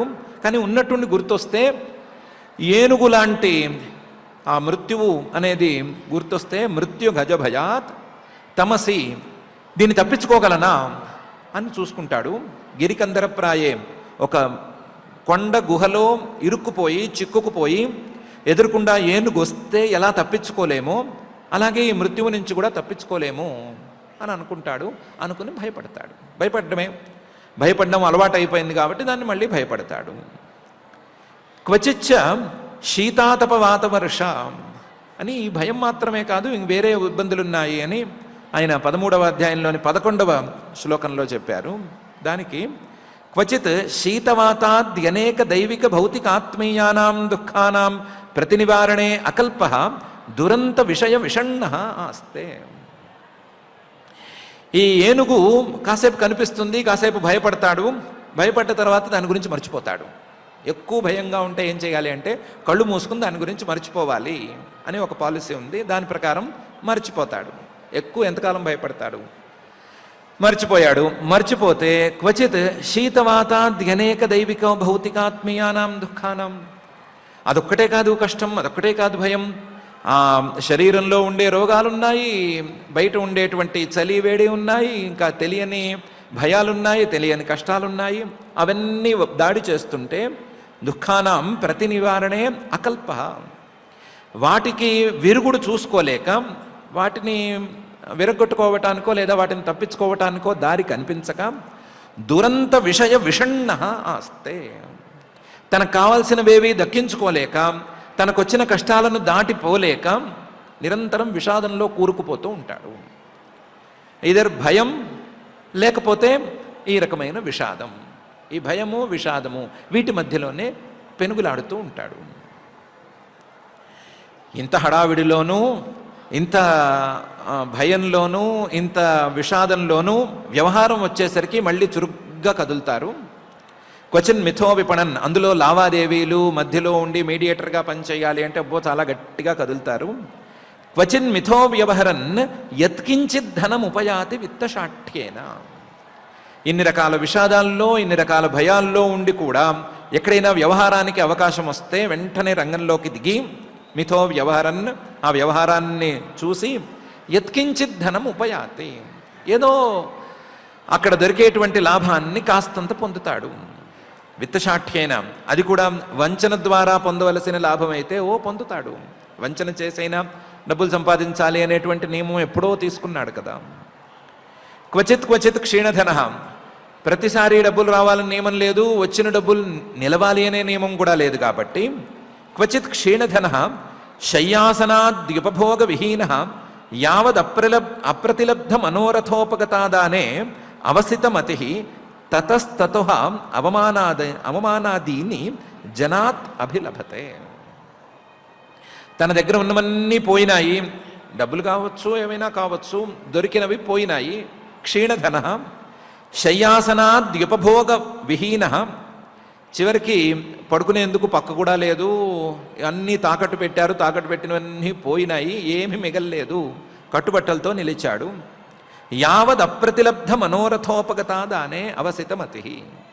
అప్పుడు ఏమనుకున్నాడు, ఈ ప్రపంచం మంచిది కాదు, దీంట్లో మంచిగా ఉంటే ఎవరికీ విలువ లేదు, మనం అఘాయిత్యం చేసైనా దుర్మార్గం చేసైనా ఇందులోంచి ఏమైనా లాక్కోవాలి అని అనుకున్నాడు. యావత్ అప్రతిలబ్ధ మనోరథోపగతాదానే, ఎలాగైనా నాకు కావాల్సింది నేను లాక్కోవాల్సిందే తప్ప మంచితో ఈ ప్రపంచంలో ఏం చేయలేము అని అనుకున్నాడు. అవసితమతి, దాంతో ఒక నిర్ణయానికి వచ్చాడు. నిర్ణయానికి వచ్చి ఆ పని మొదలుపెట్టాడు. మొదలు పెడితే తెలివైనవాడు వీడొక్కడైనా, మిగతా వాళ్ళందరూ తెలివి తక్కువ వాళ్ళై కూర్చున్నారా? ఈ నిర్ణయాన్ని ఎప్పుడో చిన్నప్పుడే తీసుకున్న వాళ్ళు ఎంతమంది మహానుభావులు ఉన్నారు, వాళ్ళందరూ ఇతని ప్లాన్స్ని వర్కౌట్ చేయనివ్వరు. దాంతో తతస్తత అవమానాదీని జనాదభిలభతే, దాంతో ఎక్కడికక్కడ మళ్ళీ ఫెయిల్ అవుతాడు. మంచిగా ఉన్నాను అనుకున్నప్పుడు ఎలా ఫెయిల్ అయ్యాడు, చెడుకి విలువ ఇచ్చుకున్నప్పుడు కూడా అలాగే ఫెయిల్ అవుతాడు, అలాగే అవమానాలని పడతాడు. అవమానాదీని జనాత్ అభిలభతే. ఏం పని చేసినా సరే దాంట్లో ఏదో ఒక అవమానం పొంచి ఉంటుందే కాబట్టి ఆ పొంచి ఉన్న అవమానాన్ని భరించవలసి వస్తుంది. అన్యోన్య విత్త వ్యతిషంగ వృద్ధ వైరానుబంధో వివహన్మిథశ్చ అని జడభరతుల వారు చెప్పారు 13:13లో. దానికి చెప్తున్నారు, ఇంత హడావిడి ఉన్నా సరే, ఇన్ని అవమానాలు చేస్తున్నా సరే, ఇన్ని రకాల విరోధాలున్నా సరే, ఏవం విత్త వ్యతిషంగ వివృద్ధ వైరానుబంధోపి పూర్వవాసనయా మిథ ఉద్వహతి అథ ఆవహతి అపవహతి. ఇన్ని రకాల కష్టాలు కన్నీళ్లు ఉంటూ ఉండగా విత్త వ్యతిషంగ వివృద్ధ వైరానుబంధ, వాళ్ళేదో అవమానం చేశారు, వీళ్ళేదో మోసం చేశారు, లేదా వీళ్ళు మోసం చేయించుకోలేదు, తెలివిగా నన్ను దాటవేశారు, లాంటి మాటలు అనుకుని వాళ్ళతో శత్రుత్వం పెంచుకుంటూనే ఉంటాడు. కానీ పూర్వవాసనయ, ఎప్పుడో అవసరం వచ్చేసరికి మిథ ఉద్వహతి, మళ్ళీ వాళ్ళనే నెత్తిన పెట్టుకుంటాడు. అవసరం వచ్చేసరికి వాళ్ళనే నెత్తిన పెట్టుకుంటాడు. అవసరం తీరిన తర్వాత అథ అపవహతి, వాళ్ళని పక్కకు తోసేస్తాడు. అవసరానికి జనాల్ని రాణిస్తాడు, అవసరం తీరంగానే వాళ్ళని తోసేస్తూ ఉంటాడు. వాళ్ళతో శత్రుత్వం, వాళ్ళతోనే మిత్రత్వం, వాళ్ళతోనే సంబంధం, వాళ్ళతోనే విరోధం అనే విరుద్ధమైనటువంటి వ్యవహారాలు చేస్తాడు. ఇది దాదాపుగా మనుషులందరికీ అలవాటులో ఉండేటువంటి పనే. అవసరానికి స్నేహం, అవసరం తీరిన తర్వాత ద్వేషం. ఎప్పుడైనా ద్వేషమో విరోధమో ఉంటే అది అవసరం అప్పుడు మాత్రం ఏంటో కాస్త పక్కకి జరుగుతుంది, తర్వాత మళ్ళీ యథాప్రకారం ముంచుకొచ్చేస్తుంది అని అందరికీ ఉన్న అలవాటే, కాదనేందుకేం లేదు. ఇలా పరస్పర విరుద్ధ వ్యవహారం వీళ్ళే చేసుకుంటున్నారు. అని శ్రీ శుక్ల వారు కూడా వ్యాఖ్యానం చేసి చెప్తున్నారు. తాంస్తాన్ విపన్నాన్ సహితత్ర తత్ర అధ్వన్యమిష్మిన్ ఉరు కృచ్ఛ్ర విత్తాం అని 13:14 జడభరతుల వారు చెప్పారు. దానికి శ్రీ శుక్ల వారు చేస్తున్న వ్యాఖ్యానం, ఏతస్మిన్ సంసారాధ్వని నానాక్లేశోపసర్గబాధిత ఆపన్న విపన్న యత్ర యస్తము హవావ ఇతరః తత్ర విసృజ్య జాతంజాతముపాదాయ శోచన్ ముహ్యన్ బిభ్యన్ వివదన్ క్రందన్ సంహృష్యన్ గాయన్ నహ్యమానః సాధువర్జితః నైవావర్తతే అద్యాపి యత ఆరబ్ధః ఏష నరలోకసార్థః యమధ్వనః పారముపదిశంతి అని. ఏతస్మిన్ సంసారాధ్వని, ఈ సంసారం అనేటువంటి మార్గంలోనే తిరుగుతూనే ఉంటారు. నానా క్లేశోపసర్గబాధితః, రకరకాల క్లేశాలు, రకరకాల విఘ్నాలు, కష్టాలు, ప్రతిబంధకాలు ఇవన్నీ దాడి చేస్తున్నా సరే వాటి తాలూకు బాధలన్నిటినీ అనుభవిస్తూనే ఉంటారు. వాటికేమీ విరుగుడు వీళ్ళ దగ్గర లేదు. ఆపన్న విపన్న, రకరకాల ఆపత్తులు, రకరకాల విపత్తులు అన్నిటినీ ఎదుర్కొంటారు. యత్ర యస్తము హవావ ఇతరస్తత్ర విసృజ్య, ఎక్కడ ఏమి మనకు అక్కర్లేదనుకుంటే దాన్ని అక్కడ వదిలేస్తారు. అక్కర్లేదనుకోవటం రకరకాల సందర్భాల్లో ఉంటుంది, దాన్ని చెప్పుకోనక్కర్లేదు. కొన్ని పూర్తిగా అక్కర్లేదనుకోవటం, కొన్నేమో ఇప్పటికి అక్కర్లేదనుకోవటం అనే 2 రకాలు ఉండొచ్చు. వాటన్నిటినీ అక్కడికక్కడ వదిలేస్తారు. జాతం ఉపాదాయ, కొత్తగా వచ్చిన వాటిని అలా తీసుకుంటూ నడిచిపోతారు. నిరంతరం ఏవో పనులు చేస్తూనే నడుస్తూ ఉంటారు. ఏమా పనులు అంటే, శోచన్, ఎప్పటికప్పుడు బాధపడుతూ ఉంటారు. ముహ్యన్, వ్యామోహపడుతూ ఉంటారు. బిభ్యత్, ఎప్పుడు భయపడుతూ ఉంటారు. వివదన్, పోట్లాడుతూ ఉంటారు, వివాదం చేస్తూ ఉంటారు. క్రందన్, గట్టిగా గగ్గోలు పెడుతూ ఉంటారు. సంహృష్యన్, ఇంతలోనే ఆనందపడతారు. గాయన్, పాటలు పాడతారు. సంతోషం ఎక్కువైపోతే పాటలు వచ్చేస్తాయి నోట్లోంచి. నహ్యమానః, ఎదుటి వాళ్ళు దెబ్బలు కొడుతూ ఉంటే ఆ దెబ్బలు తింటూ ఉంటారు. సాధు వర్జితః, ఇలా ఏవేవో పనులు చేస్తూ, సాధువులు నిజంగా ఈ సంసార మార్గం అంటే తప్పు అని తెలుసుకున్న వాళ్ళు వదిలిపెట్టినటువంటి ఈ మార్గాన్నే పట్టుకుని వెళ్ళాడతారు. మంచివాళ్ళు వీళ్ళని వదిలిపెట్టారు, ఈ మార్గాన్ని వదిలిపెట్టారు. అయినా సరే సాధువర్జితోపి నడుస్తూనే ఉంటారు. ఇంత ప్రయాణం చేస్తున్నాం కదా, మన గమ్యానికి మనం చేరుతున్నామా, ఎక్కడ మనం బయలుదేరామో అక్కడికి తిరిగి చేరుతున్నామా అనే ప్రశ్న ఎవ్వరూ వేసుకోరు. నైవావర్తతే అద్యాపి యత ఆరబ్ధః ఏష నరలోక సార్థః. ఎక్కడి నుంచి ఈ జీవ సమూహం లేదా ఈ మానవ సమూహం బయలుదేరిందో అక్కడికి ఎప్పటికీ తిరిగి చేరట్లేదు. చేరాలని అనుకోవటం లేదు, చేరే దారి కానీ ఆలోచన కానీ చేయటం లేదు. యమధ్వనః పారముపదిశంతి, ఎక్కడి నుంచి బయలుదేరారు వీళ్ళు అంటే ఈ సంసార మార్గం దాటిన తర్వాత ఉండేటువంటి పరమాత్మతత్వం నుంచే బయలుదేరారు. అక్కడికి మనం చేరుతున్నామా లేదా అని ఆలోచించుకోవటం లేదు, ఆ పని చేయటం లేదు. మిగతా పనులన్నీ చేస్తున్నారు. ఏదో శోచన్ ముహ్యన్ బిభ్యత్ వివదన్ క్రందన్ సంహర్ష్యన్ గాయన్ నహ్యమానః అనే ఈ పనులన్నీ చేస్తున్నారు. కాబట్టి ఈ జీవుల్ని లేదా మానవుల్ని తెలివైన వాళ్ళు అని చెప్పుకోవటానికి వీలు లేకుండా ఉంది అని అంటున్నారు శ్రీ శుకుల వారు, జడభరతుల వారు కూడా. మానవులకి మిగతా ఏమన్నా సరే ఒప్పుకునే స్వభావం ఉంది, కానీ నువ్వు మంచివాడివి కావు అన్నా కూడా దాదాపు ఒప్పుకుంటారేమో, కానీ తెలివి తక్కువ వాడివి అంటే మాత్రం ఎవ్వరూ ఒప్పుకోరు. దాంతో మమ్మల్ని తెలివి తక్కువ వాళ్ళు అంటారా అని కోపం వచ్చి ఎదురు ప్రశ్న వేస్తే దానికి జడభరతుల వారు, శ్రీ శుకుల వారు ఇదే చెప్తున్నారు. జడభరతుల వారైతే మనస్వినో నిర్జిత దిగ్గజేంద్రాహ అని 13-15లో చెప్పారు. మహా తెలివైన వాళ్ళు, మహా గొప్పవాళ్ళు కూడా ఈ సంసార మార్గాన్ని దాటలేకపోతున్నారు కదా, మీ తెలివి ఎందుకు పనికొచ్చింది అని ఆయన అడిగారు. దాన్నే శ్రీ శుకుల వారు కూడా చెప్తున్నారు. యదిదం యోగానుశాసనం నవా ఏతదవరుంధతే యన్యస్తదండాః మునయః ఉపశమశైలాః ఉపరతాత్మానః సమవగచ్చంతి అని. యదిదం యోగానుశాసనం, ఈ సంసార మార్గాన్ని దాటే యోగోపదేశం చేస్తున్నాం కదా, నేను శ్రీశుకులు ఒకవైపు చేస్తున్నారు, జడభరతుల వారు చేస్తున్నాం కదా, ఆ చేస్తున్న ఈ యోగోపదేశాన్ని ఎవరైనా పట్టుకోగలుగుతున్నారా? చాలా తెలివైన వాళ్ళు కదా, ఏం చెప్పినా అర్థమవుతుంది కదా, ఇది పట్టుకోగలుగుతున్నారా? దీన్ని ఎవరూ పట్టుకోలేరు అనే మాట ఏమీ లేదు.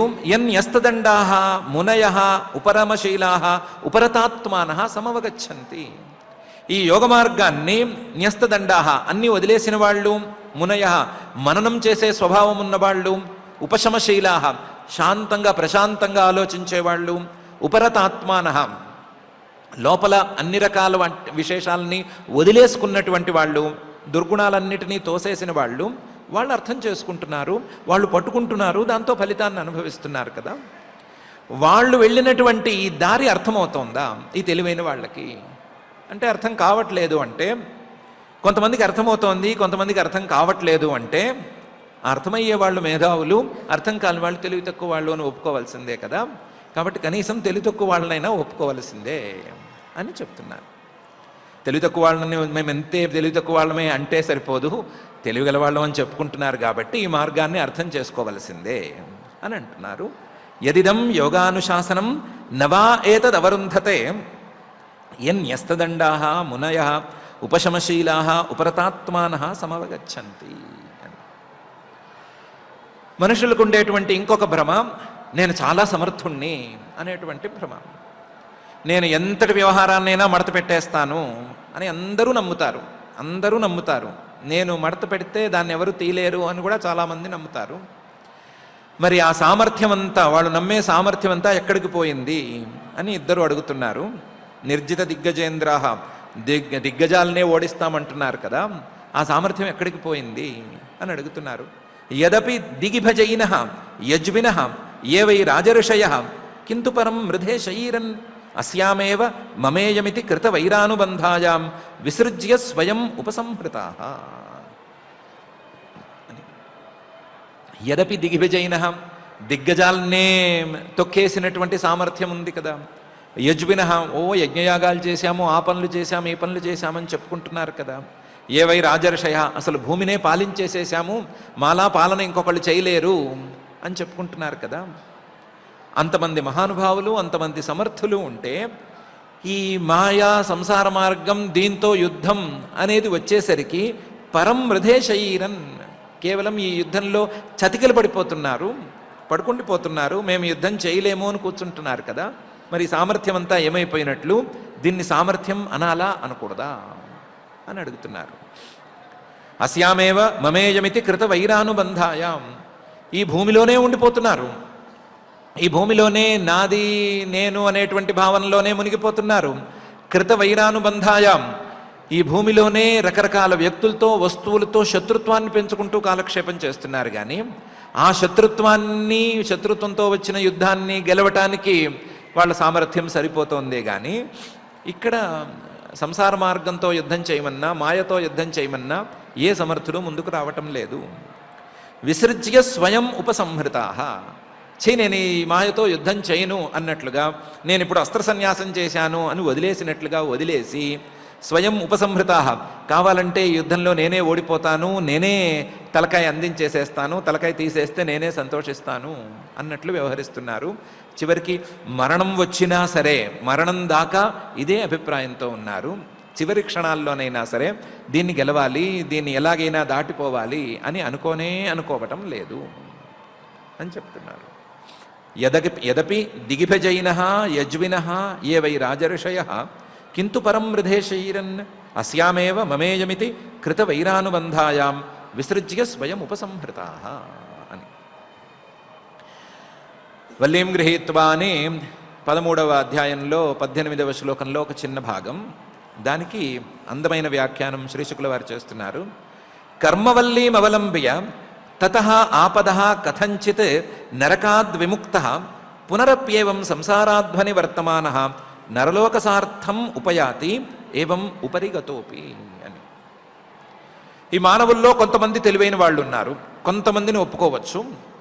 వాళ్ళు ఎలాగైనా సరే ఈ భయాన్ని దాటాలి, మనం ఏమైనా కొంచెం చేయాలి అని చేస్తున్నారు. ఏం చేస్తున్నారు? వాళ్ళు చేసే పనులు ఎంతవరకు పనికొస్తున్నాయి, ఎలా ఉన్నాయంటే, ఏనుగుని చూసి, అందులోనూ గుహలో ఏనుగుని చూసి చిక్కుపోయినప్పుడు ఏనుగుని చూసి ఆ ఏనుగు భయాన్ని తప్పించుకోవటం కోసం ఒక తీగ పట్టుకుని పాకుతున్నట్లుగా ఉంది. వాళ్ళు చేసే పని కూడా ఇంతే ఉంది. వాళ్ళు కర్మవల్లీం అవలంబ్య, ఈ కర్మలు అనేటువంటి తీగల్ని పట్టుకుని తతః ఆపదః కథంచిత్ నరకాద్ విముక్త, ఎలాగోలాగా తమకున్నటువంటి ఆపదల నుండి అలాగే తమకు రాబోయేటువంటి నరకాన్ని నుండి కాస్తంత తప్పించుకుంటున్నారు. ఆపదలు తప్పిపోతున్నాయి, నరకం తప్పిపోతోంది అని సంతోషపడుతున్నారే కానీ పునరప్యేవం సంసారాధ్వని వర్తమానః, కానీ వాళ్ళు ఈ విధంగా సంసార మార్గంలోనే ఉండిపోతున్నారు. ఈ సంసార మార్గం అనేటువంటి ఆపద మాత్రం తొలగటం లేదు. నరలోక సార్థం ఉపయాతి, మళ్ళీ తిరిగి తిరిగి ఎక్కడ బయలుదేరారో, ఏ చోట మొదలు పెట్టుకున్నారో అక్కడికి వచ్చేస్తున్నారు.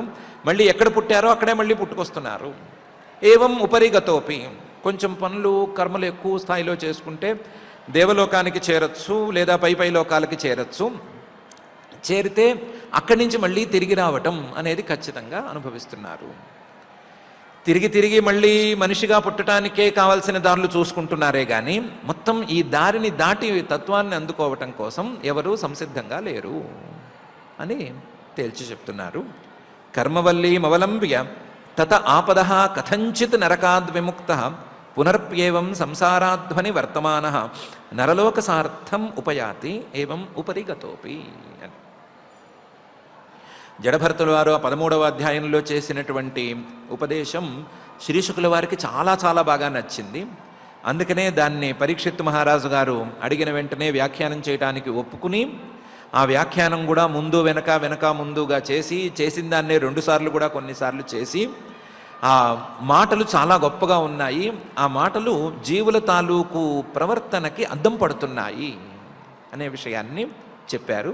చెప్పి ఇంతవరకే ఆయన చెప్పిన దాని వ్యాఖ్యానం అని చెప్పి పూర్తి చేశారు.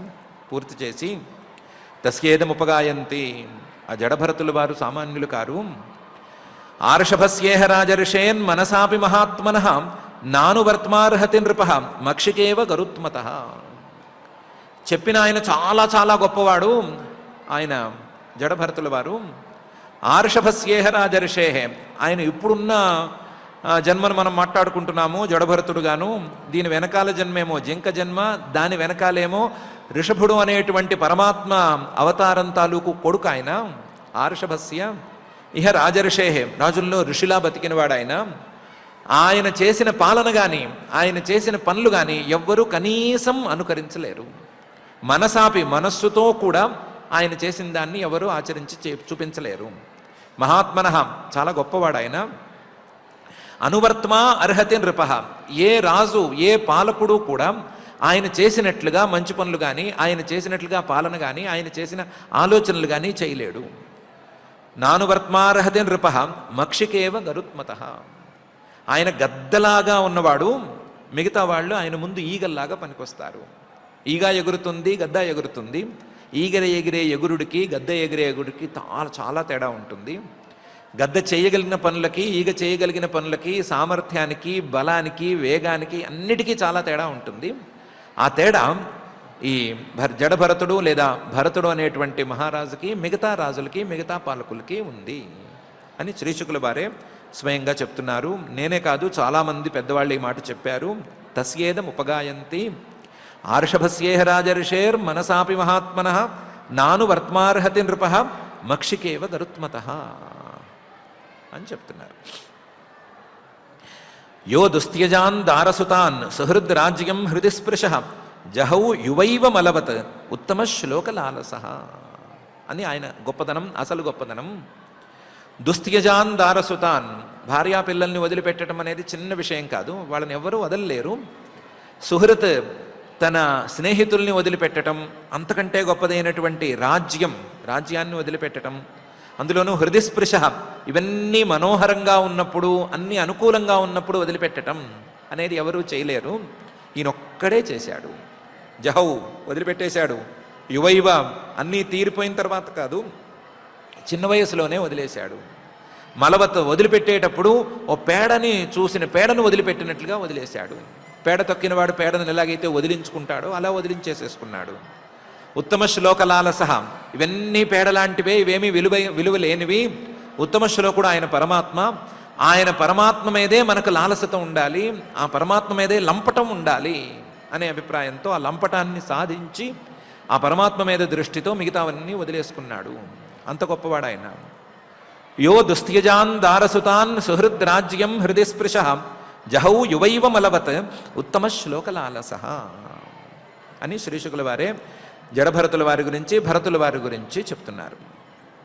అంతేకాదు యో దుస్త్యజాన్ క్షితిసుత స్వజనార్థదారాన్ ప్రార్థ్యాం శ్రియం సురవరై సదయావలోకాం నైచ్ఛన్ నృపస్తదుచితం మహతాం మధుద్విట్ సేవానురక్త మనసాం అభవోపి ఫల్గు అని ఆయన గురించి చెప్తున్నారు.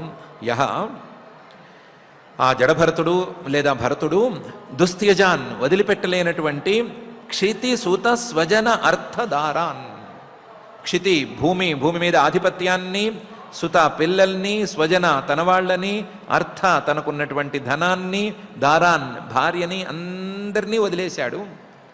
ప్రార్థ్యాం శ్రియం సురవరై, దేవతలు కూడా కోరదగినటువంటి సంపదలు ఆయన దగ్గర ఉండేవి, వాటిని కూడా వదిలేశాడు. సదయావలోకం, మిగతా వాళ్ళందరూ ఏ మనిషి అయినా సరే, ఏ వ్యక్తి అయినా ఆయన దగ్గరకు వస్తే ఈయన దయతో కూడిన చూపులు నా మీద పడాలి అని తహతహలాడేవాళ్ళు. ఆయన దయతో నిండిన చూపులు వాళ్ళ మీద పడితే చాలు, వాళ్ళ ప్రయోజనాలన్నీ సిద్ధిస్తాయి అన్నట్లుగా నడుచుకునేవాళ్ళు. అంత సంపదలు ఆయన దగ్గర ఉండేవి. ఎవరైనా సంపన్నులు ఉంటే వాళ్ళ చూపులు మన మీద పడితే, వాళ్ళ గుడ్ లుక్స్ మన మీద పడితే మంచిది అని చాలామంది అనుకున్నట్లుగానే ఈయన చూపులు పడితే మంచిది అని అందరూ అనుకునేవాళ్ళు. అలాంటి పరిస్థితి నుంచి నైచ్ఛన్ నృపః తదుచితం, అవేమీ ఒక్కర్లేదు అని వాటన్నిటినీ వదిలేసుకున్నాడు. వాటిని అసలు కూడా కోరుకోలేదు. మహతాం ఉచితం, గొప్పవాళ్లకు మాత్రమే ఇష్టమైనటువంటి ఆ పరమాత్మను అందుకునే పని మీద ఆయన పడిపోయాడు. మధుద్విట్ సేవానురక్త మనసాం అభవోపి ఫల్గు తదుచితం. ఆ పరమాత్మను సేవించుకోవాలి అనేటువంటి ఆసక్తితో ఉండే వాళ్ళకి, ఆ మనసులో ఆలోచన ఉండే వాళ్ళకి మోక్షం మీద కూడా ఏమీ ఆశ ఉండదు. దాన్ని కూడా చాలా చిన్నగా చూస్తారు. మనం పరమాత్మను సేవించుకోవాలి, ఆయన్ని మనసులో ఉంచుకోవాలి అనే ఆలోచనలే చేస్తారు. ఈయన కూడా అంతవరకే చేశాడు. అంతకు మించి ఈయన ఏమీ ఆలోచించలేదు. నాకేదో మోక్షం కావాలి అనో ఇంకోటని కూడా ఆలోచించలేదు. కేవలం ఆయన మీద దృష్టితో ఊరుకుండిపోయాడు. అంతటి గొప్పవాడైన యో దుస్త్యజాన్ క్షితి సుత స్వజనార్థదారాన్ ప్రార్థ్యాం శ్రియం సురవరై సదయావలోకాం నైచ్ఛన్ నృపస్తదుచితం మహతాం మధుద్విట్ సేవానురక్త మనసాం అభవోపి ఫల్గు అని శ్రీశుకుల వారే చెప్తున్నారు. కాబట్టి ఇంతటి మహానుభావుడు, ఇంతటి గొప్పవాడు చెప్పాడు. కాబట్టి ఇంతటి గొప్పవాడు, అన్నీ చిన్న వయసులోనే వదులుకున్నవాడు, పరమాత్మ మీద ఆసక్తితో అన్నిటినీ విడిచి కూర్చున్నవాడు చెప్పాడు. కాబట్టి ఆయన మాటలకు చాలా చాలా విలువ ఉంది. ఆ విలువ ఉన్నటువంటి మాటల్ని అందరూ వినాలి, విని దాన్ని అంగీకరించాలి, యాక్సెప్ట్ చేయాలి. యాక్సెప్ట్ చేసి దాని ప్రకారం మనం చేస్తున్నటువంటి తప్పులేమిటి, మనం ఆ తప్పుల్ని చేయకుండా ఉండాలంటే ఏం చేయాలి అనేటువంటి ఆలోచన చేయాలి. దాని ప్రకారం ఆయన చేసిన పనినే అందరూ ఆచరించి చూపించుకోవాలి అని శ్రీశుకుల వారే జడభరతుల వారిని గురించి, ఆయన మాటలను గురించి, ఆయన చేతల్ని గురించి స్పష్టంగా ఈ శ్లోకాల్లోనూ ఈ గద్యాల్లోనూ వర్ణిస్తున్నారు. వర్ణించింది జడభరతుల వారి స్థాయి ఎక్కడ ఉంది అనే సంగతి సుమారుగా అర్థమైంది. ఆయన చెప్పిన మాటల్లో నిజం ఎంత ఉంది అని కూడా మనకు ఎక్కింది. దాదాపు కొద్ది కొద్దిగా అంటుతున్న నిజమే. అన్నిటినీ అన్ని విధాలుగా యాక్సెప్ట్ చేయలేకపోవచ్చు. వంచన అనేది స్పష్టంగా బయటికి రాకపోవచ్చు. కానీ వంచన తాలూకు మూలం ఆ రజోగుణం అనేది మనసులో ఉన్నంత కాలం వంచనకు అవకాశం ఉన్నట్లే అని అందరూ ఒప్పుకుని తీరాలి. చాలామంది సైకాలజిస్టులు చెప్పినట్లుగా అవకాశం లేక మంచి వాళ్ళే ఈ లోకంలో ఎక్కువ మంది ఉంటారు. చెడు చేయటానికి అవకాశం ఎక్కువ లేక, లేదా భయం ఉండో మంచిగా ఉండేటువంటి వాళ్ళు ఎక్కువ మంది ఉంటారు. నిజంగా అవకాశం వస్తే ఏం చేయటానికైనా ఎవరైనా సిద్ధంగా ఉండటం మనం చూడొచ్చు అనే మాట ప్రకారం చూసుకుంటే, దాని తాలూకు మూలమైనటువంటి రజోగుణం మనసులో ఉన్నంతకాలం ఈ అవకాశం ఎప్పటికైనా ఉంటుంది. కాబట్టి వంచనలు లాంటివి మనం చేయము అని అనుకోవటానికి వీల్లేదు. వంచనకు మూలమైనటువంటి దుర్గుణం మన దగ్గర ఉందా లేదా అనే ఆలోచనే మనం చేయాలి. ఆలోచన చేసే మాట అయితే ఆ దుర్గుణం ఏంటి, దాని తాలూకు కష్టాలేంటి, దాని తాలూకు పరిణామాలేంటి, కనిపించేవేంటి, కనిపించనివేమిటి అనేటువంటి విశేషం మనకు కూడా ఎప్పటికైనా తెలుస్తుంది. అందులోనూ ఈ సంసార మార్గంలో ఉండేటువంటి కష్టాలన్నీ ఎప్పటికో ఒకప్పటికి మనకు కూడా అవగతమయ్యి మనం కూడా ఈ సంసారం అనేటువంటి మార్గాన్ని దాటి పైకి వెళ్ళి పరమాత్మతత్వాన్ని అందుకునేటువంటి స్థాయికి వెళ్తాము అని మనం అనుకోవచ్చు. దానికంటే ముందు దుర్గుణాలను పోగొట్టుకుంటే మంచిగా నడిపించుకోవచ్చు అనేటువంటి ఆశను కూడా మనం పొందవచ్చు. ఏ విధంగా చూసుకున్నా సరే జడభరతుల వారు శ్రీశుకుల వారు చూపించినటువంటి ఈ దారి మనకు చాలా గొప్ప దారి అని మనం నమ్మవచ్చు. ఇలాంటి మంచి దారిలో మనల్ని నడిపించవలసిందిగా ఆ మహత్తమ హృదంతర నిరంతర నివాసి అయిన శ్రీనివాస పరమాత్మని భక్తిగా మనం ప్రార్థన చేసుకుందాం. ఆ ప్రార్థనతో ఈ రోజుకి పారాయణ కార్యక్రమాన్ని ప్రారంభించుకుందాం. ఈరోజు మనం శ్రీమద్భాగవతం పంచమ స్కంధం 14వ అధ్యాయంలో 24వ గద్యం నుంచి పారాయణ చేసుకుంటున్నా. అథ శ్రీమద్భాగవతే పారమహంస్యాం సంహితాయాం పంచమస్కంధే చతుర్దశోऽధ్యాయః ముక్తస్తతో యది బంధాద్దేవదత్తః ఉపాచ్ఛినత్తి తస్మాదపి విష్ణుమిత్ర ఇతి అనవస్థితిః క్వచిచ్చ శీతవాతాది అనేక ఆధిదైవిక భౌతిక ఆత్మీయానాం దశానాం ప్రతి నివారణే అకల్పః దురంత చింతయా విషణ్ణ ఆస్తే క్వచిన్మిథః వ్యవహరన్ యత్కించిద్ధనం అన్యేభ్యో వా కాకిణికామాత్రమపి అపహరన్ యత్కించిద్వా విద్వేషమేతి విత్తశాఠ్యాత్ అధ్వన్యముష్మిన్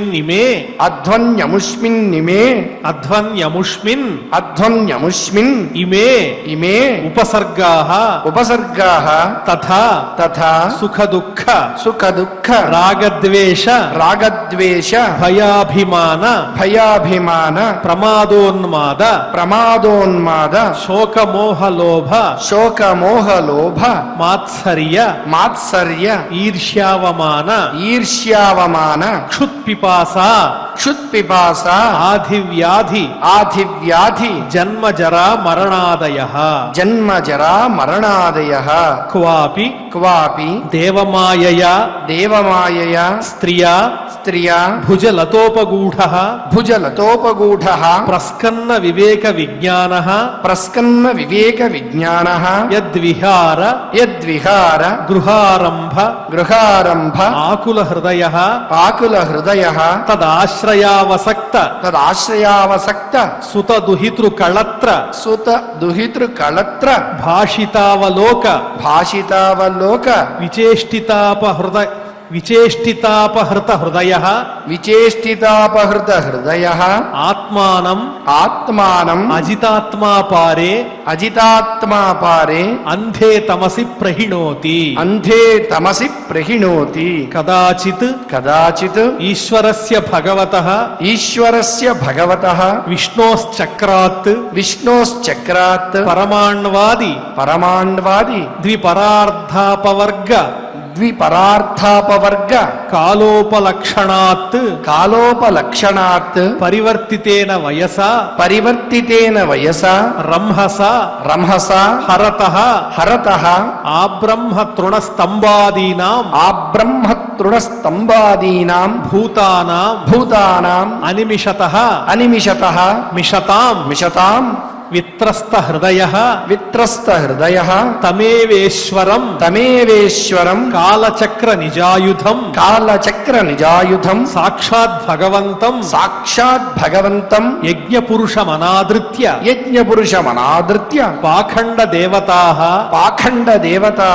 కంక కంకగృధ్ర బకవటప్రాయాః బకవటప్రాయాః ఆర్యసమయ పరిహృతాః ఆర్యసమయపరిహృతాః సాంకేత్యేనాభిధత్తే సాంకేత్యేనాభిధత్తే యదా యదా పాఖండిభిః పాఖండిభిః ఆత్మవంచితైః ఆత్మవంచితైః తైః తైః ఉరువంచితః ఉరువంచితః బ్రహ్మకులం బ్రహ్మకులం సమావసన్ సమావసన్ తేషాం తేషాం శీలం శీలం ఉపనయనాది ఉపనయనాది శ్రౌత స్మార్త కర్మానుష్ఠానేన శ్రౌత స్మార్త కర్మానుష్ఠానేన భగవతః భగవతః యజ్ఞపురుషస్య యజ్ఞపురుషస్య ఆరాధనమేవ ఆరాధనమేవ తదరోచయన్ తదరోచయన్ శూద్రకులం భజతే శూద్రకులం భజతే నిగమాచారే నిగమాచారే అశుద్ధితః అశుద్ధితః యస్య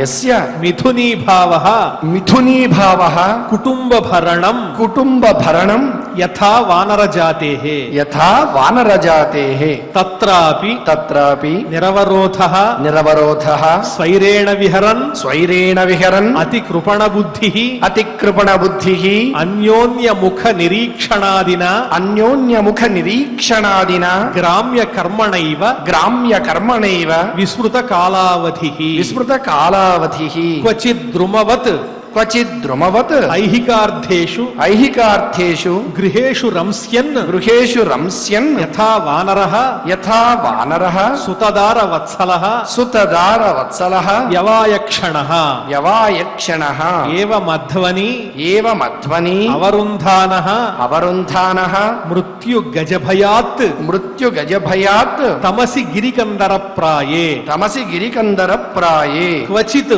క్వచిత్ శీతవాతాది శీతవాతాది అనేక దైవిక అనేక దైవిక భౌతికాత్మీయానాం భౌతికాత్మీయానాం దుఃఖానాం దుఃఖానాం ప్రతి నివారణే ప్రతి నివారణే అకల్పః అకల్పః దురంత విషయ విషణ్ణః ఆస్తే దురంత విషయ విషణ్ణః ఆస్తే క్వచిన్మిథః క్వచిన్మిథః వ్యవహరన్ వ్యవహరన్ యత్కించిద్ధనముపయాతి యత్కించిద్ధనముపయాతి విత్తశాఠ్యేన విత్తశాఠ్యేన క్వచిత్ క్షీణధనః క్వచిత్ క్షీణధనః శయ్యాసనాశనాది శయ్యాసనాశనాది ఉపభోగ విహీనః ఉపభోగ విహీనః యావత్ యావత్ అప్రతిలబ్ధ అప్రతిలబ్ధ మనోరథ మనోరథ ఉపగతాదానే ఉపగతాదాని అవసితమతిః అవసితమతిః తతస్తతః తతస్తతః అవమానాదీని అవమానాదీని జనాదభిలభతే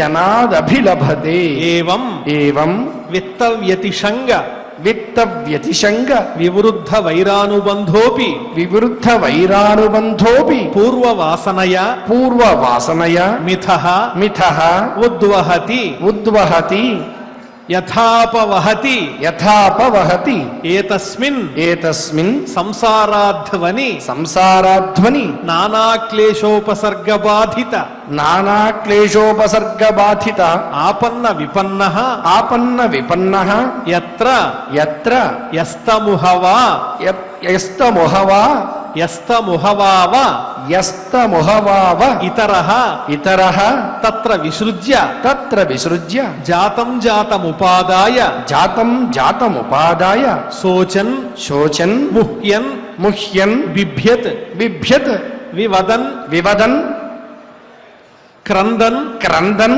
సంహృష్యన్ సంహృష్యన్ గాయన్నహ్యమానః గాయన్నహ్యమానః సాధు వర్జితః సాధు వర్జితః నైవావర్తతేద్యాపి నైవావర్తతేద్యాపి యత ఆరబ్ధః యత ఆరబ్ధః ఏష నరలోక సార్థః ఏష నరలోక సార్థః యమధ్వనః యమధ్వనః పారముపదిశంతి పారముపదిశంతి యదిదం యదిదం యోగానుశాసనం యోగానుశాసనం నవ ఏతత్ నవా ఏతత్ అవరుంధతే అవరుంధతే యన్యస్తదండాః యన్యస్తదండాః మునయః మునయః ఉపశమశీలాః ఉపశమశీలాః ఉపరతాత్మానః ఉపరతాత్మానః సమవగచ్చంతి సమవగచ్చంతి యదపి యదపి దిగి భజయిన దిగిభజయినః యజ్వినో ఏవై యజ్వినో ఏవై రాజర్షయ రాజర్షయః కింతు కింతు పరం వృధే పరం వృథే శయీరన్నస్యామేవ శయీరన్నస్యామేవ మమేయమితి మమేయమితి కృత వైరానుబంధాయాం కృతవైరానుబంధాయాం విసృజ్య స్వయం విసృజ్య స్వయం ఉపసంహృతాః ఉపసంహృతాః కర్మవల్లీమవలంబ్య కర్మవల్లీమవలంబ్య తత ఆపదః తత ఆపదః కథంచిత్ కథంచిత్ నరకాద్ విముక్తః నరకాద్ విముక్తః పునరప్యేవం పునరప్యేవం సంసారాధ్వని వర్తమానః సంసారాధ్వని వర్తమానః నరలోకసార్థముపయాతి నరలోకసార్థముపయాతి ఏవముపరి గతోపి ఏవముపరి గతోపి తస్యేదముపగాయంతి తస్యేదముపగాయంతి ఆర్షభస్యేవ రాజర్షేః ఆర్షభస్యేహ రాజర్షేః మనసాపి మహాత్మనః మనసాపి మహాత్మనః నానువర్త్మార్హతి నృపో నానువర్త్మార్హతి నృపో మక్షికేవ గరుత్మతః మక్షికేవ గరుత్మతః యో దుస్త్యజాందారసుతాన్ యోదుస్త్యజాందారసుతాన్ సుహృద్రాజ్యం హృది స్పృశః సుహృద్రాజ్యం హృది స్పృశః జహౌ యువైవ మలవత్ జహౌ యువైవ మలవత్ ఉత్తమ శ్లోకలాలసః ఉత్తమ శ్లోకలాలసః యో దుస్త్యజాన్ క్షితిసుతస్వజనార్ధదారాన్ యోదుస్త్యజాన్ క్షితిసుతస్వజనార్థదారాన్ ప్రార్థ్యాం శ్రియం సురవరైः సదయావలోకాం ప్రార్థ్యాం శ్రియం సురవర్రైः సదయావలోకాం నైచ్ఛన్ నృపస్తదుచితం మహతాం మధుద్విట్ నైచ్ఛన్ నృపస్తదుచితం మహతాం మధుద్విట్ సేవానురక్త మనసామభవోపి ఫల్గుః సేవానురక్తమనసామ భవోపి ఫల్గుః యజ్ఞాయ యజ్ఞపతయే విధి నైపుణాయ యజ్ఞాయ యజ్ఞపతయే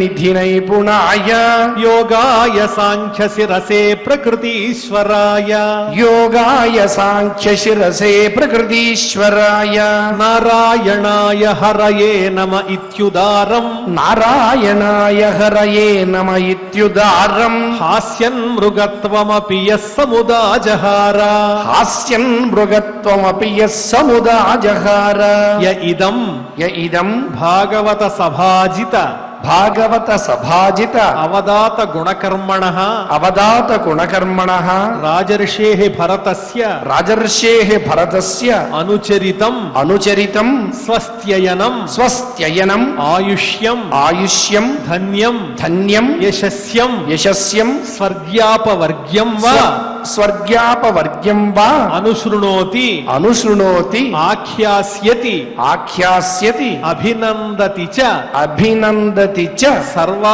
ఏవాశిషః సర్వా ఏవాశిషః ఆత్మన ఆశాస్తే ఆత్మన ఆశాస్తే నకాంచన పరత ఇతి నకాంచన పరత ఇతి ఇతి ఇతి శ్రీమద్భాగవతే శ్రీమద్భాగవతే పారమహంస్యాం సంహితాయాం పారమహంస్యాం సంహితాయాం పంచమస్కంధే పంచమస్కంధే చతుర్దశోऽధ్యాయః చతుర్దశోऽధ్యాయః.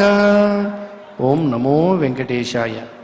అరయగమక్షికంబు వినతాత్మజుగూడగలేని రీతి ఈ భరతుని సచ్చరిత్రములు ప్రస్తుతి చేయగా ఈ వసుంధరన్ నరపతులెల్లనో పర్మనంబుననైనను ఎంచ ఇంక నా భరతుని పుణ్యవర్తనము ప్రస్తుతి చేయగ నాకు శక్యమే అని శ్రీమద్ భాగవత అమృత రసాస్వాదంలో భాగంగా జడభరతుని యొక్క అత్యద్భుతమైనటువంటి చరిత్రతో కూడినటువంటి అమృత తుల్యమైనటువంటి సారభూతమైనటువంటి విషయాలను విశేషాలను ఈనాటి అధ్యయన కార్యక్రమంలో మనం చక్కగా నేర్చుకున్నాం. నిరంతరము ఈ అధ్యయన పరంపర కొనసాగాలని ఆ దేవదేవుణ్ణి భక్తితో శ్రద్ధగా ప్రార్థిస్తూ యథాప్రకారం క్షమాప్రార్థన దగ్గర నుంచి మంగళాంత శ్లోకం వరకు పఠించి మంగళాంతంగా నేటి ఈ అధ్యయన కార్యక్రమానికి పరిసమాప్తిని పలుకుదాం. అథ క్షమా ప్రార్థన యదక్షరపద భ్రష్టం మాత్రాహీనం చ యద్భవేత్ తత్సర్వం క్షమ్యతాం దేవ నారాయణ నమోస్తుతే. అథ భగవత్సమర్పణం కాయేన వాచా మనసేంద్రియైర్వా బుద్ధ్యాత్మనా వా ప్రకృతే స్వభావాత్ కరోమి యద్యత్ సకలం పరస్మై నారాయణాయేతి సమర్పయామి.